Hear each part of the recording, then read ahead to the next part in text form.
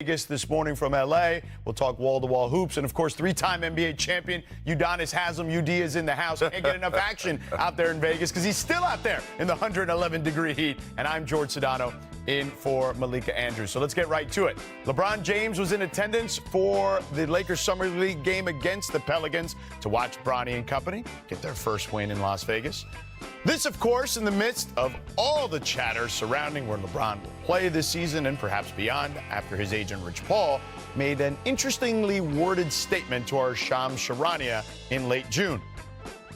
Quote, LeBron wants to compete for a championship. He knows the Lakers are building for the future. He understands that, but he values a realistic chance at winning it all. We're very appreciative of the partnership that we've had for 8 years with Jeannie and Rob, and consider the Lakers a critical part of his career. Plenty have read into the past tense verbiage used by the Clutch Sports CEO, and on a recent appearance on SiriusXM Radio, he discussed the situation further. It's not for us to rebuttal or to try to give clarity on what's said, what's not said. That's not the focus. The focus is, hey man, enjoy your summer.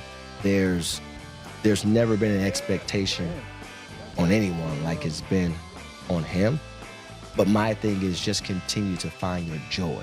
You know, you can't go out here and try to prove everyone wrong or, you know, align with or wanting to make sure that everyone is right. The critique is going to be the critique. And this is for all players, by the way. You know, I think everyone's journey is a lot different.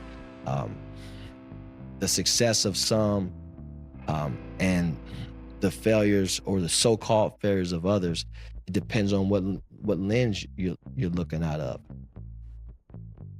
All right, Udonis, I know finding your joy were words that may still sting a little bit for Miami and whatnot following the whole Jimmy Butler drama this past season. But listen, this is LeBron James we're talking about. So what do you think he should be prioritizing, UD? George, that was a low blow. I just want to let you know, first and foremost, the last time I heard a player talk about finding their joy, it did not end well for myself and my organization. But what I will say about LeBron James is two things can be true. LeBron can be looking for an opportunity to put himself in a winning situation, and the Lakers can be looking for an opportunity to put themselves in a winning situation the next 4 or 5 years. I think they both have the same goals, but just not the same timeline. And for LeBron James, we don't know how much time he has, and rightfully so. You should want to put yourself in a position where you can win a championship and land a plane. That is not in LA. I don't give a damn who they bring to LA. That is not a championship roster right now with the LA Lakers. If LeBron James wants to put himself in a championship situation, then there has to be another opportunity out there that he needs to look for.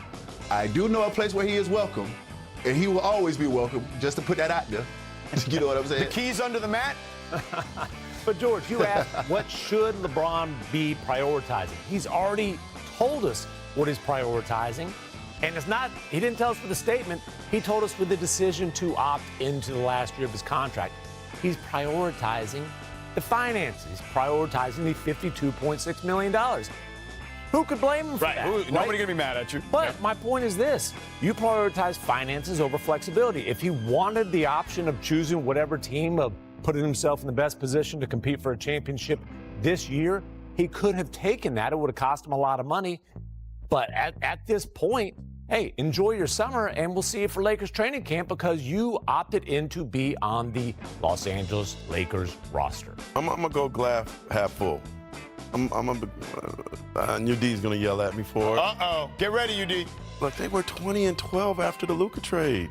Like, without a training camp, you got a lob threat in Ayton, and Ayton knows the lights are on him. I know George is looking at me talking about Ayton. Ayton, I believe in my boy from the Bahamas. I think he's going to have the best season of his career. He better.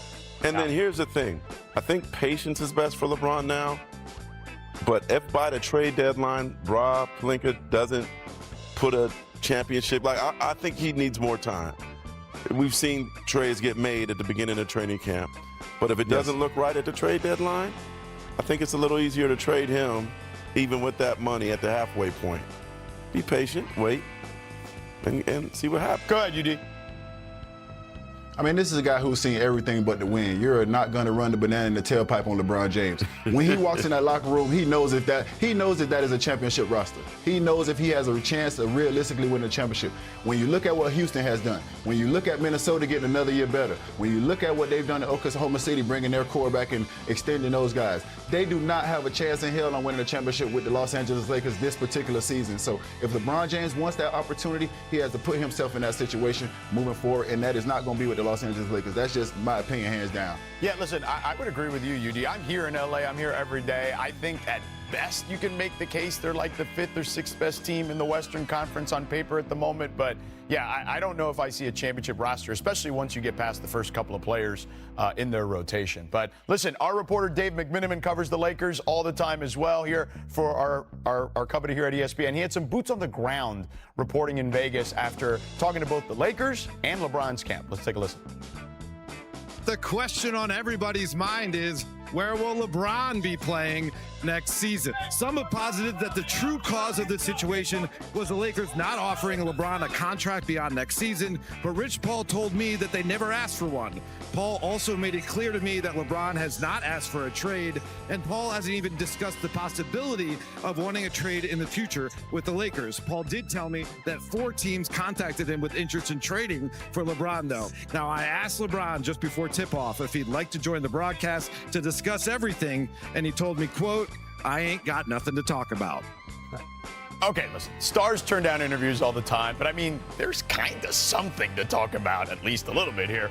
All right, look, let's get in our front office insider, Bobby Marks, who joins us now from Vegas as well. All right, 4 teams have allegedly reached out in interest about trading for LeBron James. Bobby, who could realistically get a deal done, though?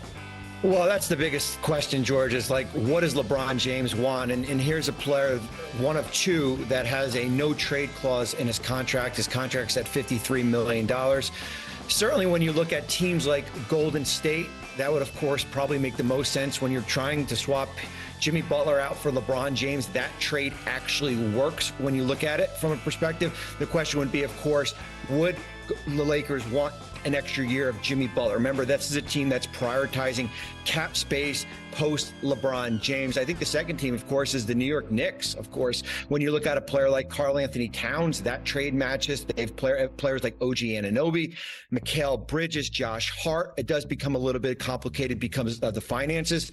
And of course, the Los Angeles Clippers right across the way. But as we've said, it would cost you something to trade a player like Kawhi Leonard, perhaps. So that's the biggest question there. I think unrealistic teams are potentially Cleveland. Cleveland will certainly be mentioned a lot if LeBron James ever became available because of their finances in the second apron. It is unrealistic that the Cleveland Cavaliers could potentially trade for LeBron James. I do think, realistically, if he became a free agent, now that opens up the door for a lot of teams to go out and sign him there, because I keep on going back to that statement. He wants to compete for a championship. And in any trade, as you guys know, it's going to take 2 or 3 players from that team to potentially trade away that he would be walking into. All right, so let's bring back the full panel here. UD, where do you think is the best place for LeBron at this stage of his career? Come on now, George. Don't do me like that. Don't do me like that. You know I wear my emotions on my sleeve. Yes, I know. You know I'm all heart. Yeah. You know where my heart lies. Yeah. And you know the success that I've had with this gentleman and what he's been able to do. So I would love for that to be a situation that really manifests itself and occurs.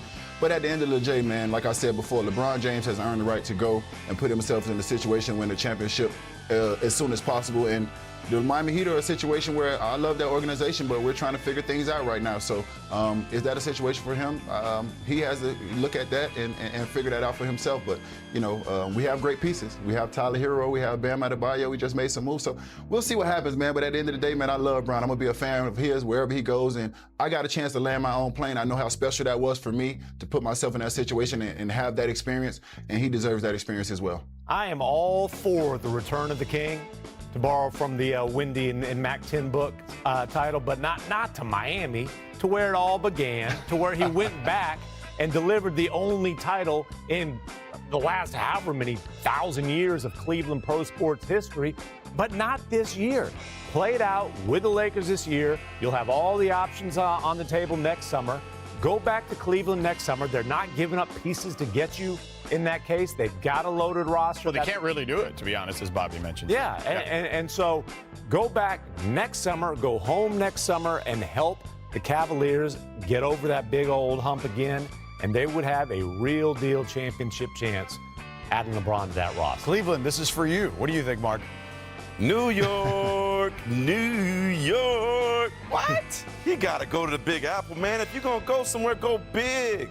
That's the #1 market. Jay-Z going to be there to watch you. You get your former coach, Mike Brown. You get to play with him. Join Worldwide West. The Knicks, as Bobby Mark said, they have people that actually the Lakers might be excited to get back for him. Some talented younger players. There's like 4 players. Call New York now. Get it done. Get them in the Garden. Get them back with Mike Brown. And just